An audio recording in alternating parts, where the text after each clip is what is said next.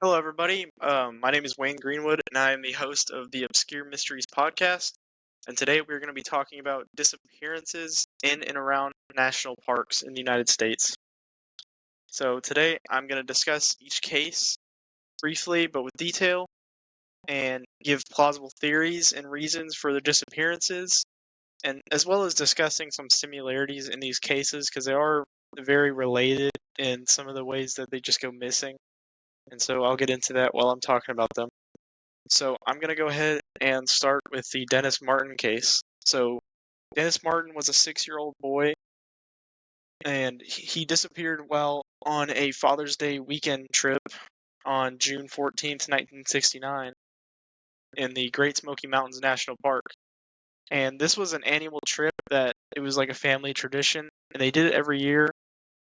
And this is one of the most famous national park disappearances, and it's over 50 years old. And it still has not been solved to this day. And honestly, there's just more questions than answers. But let's go ahead and get back to it. So the trip consisted of William Martin, which was Dennis's father, and his two sons, Douglas and Dennis, as well as William's father, Clyde Martin, or their grandfather, the boy's grandfather. And like I said, the hike was a family tradition. And the first day went just as planned, like the many times they'd done it before. But the second day of the trip, the Martins met up with a group of family friends and set off to Spence Field, which was a popular site for some beautiful views in the Smoky Mountains. And while the adults of the group conversed with one another at Spence Field, the boys decided to go play in the woods, and they had planned to prank the adults. But when the prank was initiated, panic quickly set in as Dennis did not emerge from the woods with the other boys, and as far as everyone could tell, he was nowhere to be seen. He was just gone. So the parents searched the surrounding area, but they could find no trace of Dennis, and they had no idea where he went. There was nothing to suggest that anything happened. They had no idea. And soon it would spark the largest search and rescue effort to take place in the Great Smoky Mountains National Park history. And even though there was quite a large search effort, there was no evidence really ever found of Dennis, and to this day, we really have no idea where he went. Several theories have stemmed from the disappearance, but they really don't have any evidence to support them. And since it taken place almost 50 years ago, we really don't have a way to.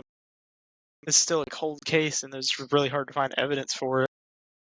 But a few of the theories with little evidence to back them, but Dennis being attacked by a bear in the park, which bears are in the park, that could have happened, but we just don't have any evidence. There's no body found, so we can't really back up that claim. While it could have happened, we have no way of knowing if it really did.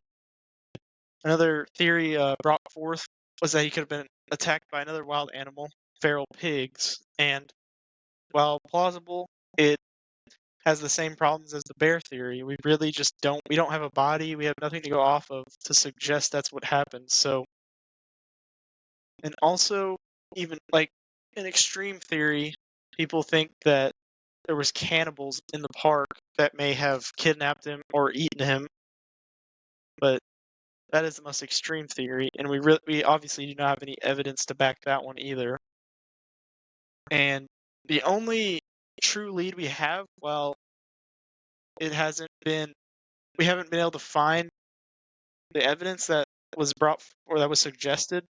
It was a hunter in the park who claimed to have found the skeleton of a child just a few miles away from where Dennis claimed to have been where Dennis disappeared. But after a search was launched to find the alleged skeleton, it could not be located. And this was years after the disappearance, but the hunter did not want to bring forth the evidence he may have found because he was stealing ginseng from the park, so he waited a few years to tell law enforcement and park rangers in the area.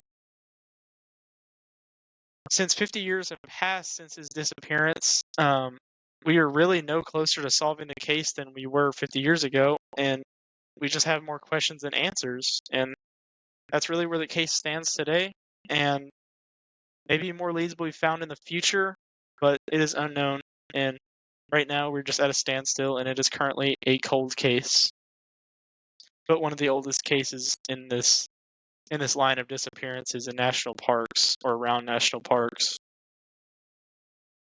So with that being said, the next case I'm going to cover Garrett Bardsley, who was a 12-year-old that disappeared on Friday, August 20th, 2004, while he was with his father on a Boy Scout camping trip in the United Mountains, located in Utah. Garrett, with his father, Kevin, planned to go fishing alongside the Boy Scout troop, and while fishing, Garrett got soaked from being around the water and fishing, and he wanted to go back to the camp to change his clothes, which I think anybody would want to if you're all wet and it's cold outside, which it was. And so he told his father he was going to go to the camp and change his clothes, and his father agreed because the camp was only around 200 feet away, so there was little worry that anything could happen or anything would happen. So Garrett left the fishing spot and headed back to the camp, but after about 20 minutes, his father began wondering, like, what could be taking him so long, because he did not come back.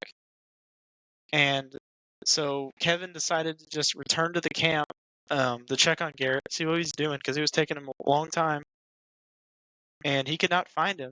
And when he asked the other members of the troop, they said he never arrived at the camp.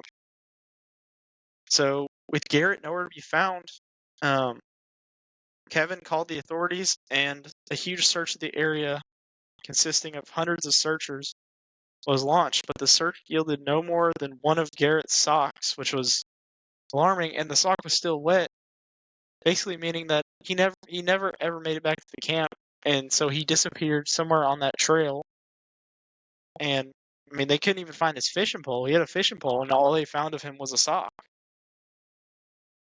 And despite many more search efforts after the first, no further trace of Garrett was ever found, and no new leads have been discovered to this day. And theories stemming from this case range from wild animal attacks, which, like any national park area, there's wild animals such as bears, pigs, wolves, mountain lions, and they're very plausible, and it's a real possibility that's what could have happened. But no trace has ever been found, so we can't really back that up with evidence. And the next theory is that he was kidnapped. And while that might have happened because all that was found of his sock, and we never really found anything of him, he's just gone.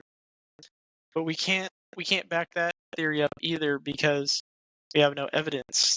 We have nothing to go off of. And some also believe that his body is in a hidden crevice in the rough terrain surrounding the area, which is plausible as they have not really been searched too much, but we haven't found him, so we can't really call that a plausible theory yet because we haven't done any searching to find him. So, and that is where the case basically stands today. It happened almost over 20 years ago, and we are no further to closing this case. And so I will go ahead and transition to the next case, which is a little bit of a newer case. Only happened around 9 years ago in 2015, and this is regarding the disappearance of Tom Messick, who was an 82-year-old retired Army paratrooper from New York, and he disappeared while hunting in the South Woods of Brant Lake in New York State on November 15th, 2015. So, yet again, a very recent case, only happened 9 years ago, so we have a lot more new technology to find people, and yet we still have not found him to this day. But he was out hunting with 6 of his friends, as well as some family members. And some things to note is that he was an extremely experienced hunter and outdoor survivalist, and he even taught classes on hunter and survival training for many years prior to this hunt. And So the plan was for the older hunters to stay in a stationary area, while the younger hunters attempted to drive deer towards the older hunters. And before the hunt, a meeting time was set for everyone to meet up if they had not gotten anything. And Tom did not show up to this, and they had no idea where he was. They went to where he was supposed to be, and they found nothing. He was gone.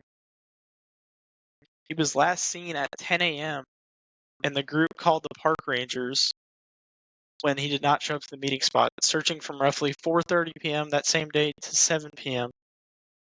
When he still did not turn up after 7, the group members made an unsuccessful attempt to find Tom by shooting their rifles and honking their car horns to lead Tom back to them.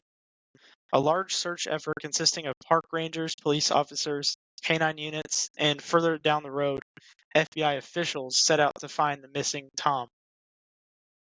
The search covered over 4 square miles of the forest, and yet nothing of Tom could ever be found, or has ever been found to this day.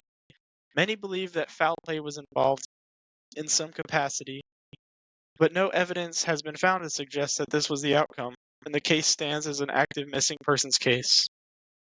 This case happening only 9 years ago, I could see it being solved, but it is very odd that he just disappeared, and he was in the company, like he was within a close range of multiple people, and he just disappeared, and they had no trace of him. Not even the canine units could find him. They had no trace. They could not. The sniffer dogs could not find him. They couldn't pick up his scent. So it really makes us ask more questions than the answers we have. So coming off of a more recent case, now we have a case that occurred about 40 years ago or so, and that is the disappearance of Paul Fugate in 1980. And he was a park ranger. He was a 41-year-old park ranger that worked in the Chicarahawa National Monument, Arizona, which was also in the national park. And he disappeared on January 13th, 1980. On the day of his disappearance, he was one of only 2 staff members on duty, and before leaving to check the trail, he left a list of instructions for the other staff member to shut down the park without him if he had not returned after 4:30. And one weird detail about his departure from the visitor center was that he left behind both his radio and key in the ranger station. And after not returning at dark, Paul's partner on duty became worried about his whereabouts and contacted the monument's superintendent, Ted Scott. Ted Scott, along with 2 other employees, began a small-scale search for the missing Paul. After yielding no results, a new search team was put together the next morning, consisting of Cochise County officers assisted by a canine unit. When that search effort turned up nothing, the National Guard was sent out with a helicopter to attempt to locate Paul, which also yielded nothing. And in the following days, Paul's house was searched, and it was discovered that everything in his house was just like he left it. Nothing had been touched. All his money was there. He had some guns that were there, and everything was just like how it should be, which was odd. And it also ruled out the possibility that he left to start a new life, which was one theory that was in rotation with many others. And so, while there's little evidence to really figure out what happened to him, and there's been no trace of him since, it is known in that area that there have been many cases of drug smuggling and cartel activity. And because it shares 80 miles of border with Mexico, many people have gone missing in that area, and bones have been found. And it has also been considered that he may have seen something that he was never meant to, resulting in his death and disappearance. Despite the possibility of him running into some kind of legal drug activity, a body has never been found, and there are no definitive answers of what happened to Paul Fugate. So our next case happened around a little less than 20 years ago. So it's a little more recent than some of the other ones.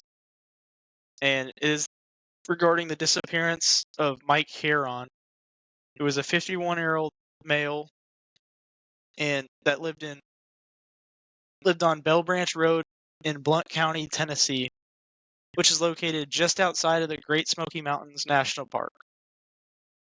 On the day, or in the days leading to his disappearances, Mike called his son Andy and informed him that he would be leaving from his condo in the nearby town of Maryville in Tennessee to pick up a lawnmower and trailer so he could mow the grass at his property in Happy Valley, Tennessee.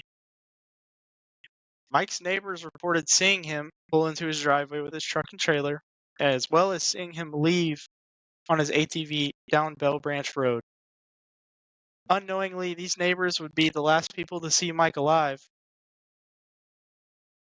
And also in the days following, or over the weekend, despite not hearing from their father, it was common for him to not contact anyone on the weekends while he was working, and he was busy, so he didn't call anybody. But on August 24th, Mike's mother called Mike's sons, Matt and Andy, telling him that Mike was not answering his phone, which was very strange for Mike because Mike always picked up the phone when his mother called him.